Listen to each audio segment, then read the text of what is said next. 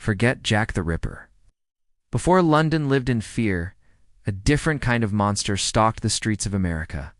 This isn't a story from some ancient European city. This happened right here in Austin, Texas. The year is 1884. Austin is a city on the rise, full of promise, lit by oil lamps and bustling with life. But as night falls, something truly evil begins to stir.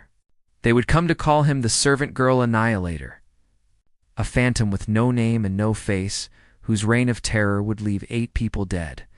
It all began with a horrifying discovery. At first, people tried to dismiss it, whispering it was just a robbery that had gone horribly wrong. But their hopes for a simple explanation were shattered when it happened again and again. Each attack grew more violent, more terrifyingly precise. Victims were dragged from their own beds, attacked with an axe, and subjected to horrors that shocked even the hardened men of the Texas frontier. This killer was a creature of the night, moving like a ghost. He was always silent, always deadly. Dozens of people reported seeing a shadowy man with a lantern lurking near the crime scenes, but the police were always one step behind. They could never catch him. Imagine the terror that gripped Austin. The city was paralyzed with fear. Every door was bolted shut, every window locked tight. People kept guns under their pillows, and no woman dared to sleep alone. The killer seemed to target servant women, creating a climate of fear in the city's most vulnerable communities. Then came the bloody Christmas Eve of 1885. In a single horrific night, 2 prominent white women. This wasn't just about servant girls anymore. The killer had crossed a social boundary, and now no one felt safe. The newspapers screamed with headlines of fear and fury. Austin had never witnessed such brutality. And then, just as suddenly as the killings had begun, they stopped.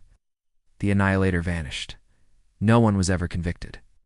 No one was ever brought to justice. The case went cold, leaving behind only a trail of blood, a deep-seated mystery, and a city scarred by whispers. But here's where the story takes an even more chilling turn. A few years later, an ocean away, London would be terrorized by Jack the Ripper. The methods, the brutality, the way both killers seemed to melt into the shadows, the similarities were uncanny. Some historians and criminologists even speculate that they could have been the same man. Could the Servant Girl Annihilator have traveled to London to continue his grim work?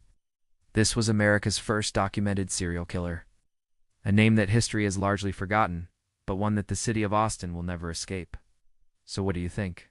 Was this an early Jack the Ripper, honing his craft in the American West? Or was he something else entirely? Let me know your theories in the comments below. And if you're fascinated by dark mysteries like this one, make sure to hit that subscribe button. And ring the bell so you don't miss our next journey into the shadows. Thanks for watching.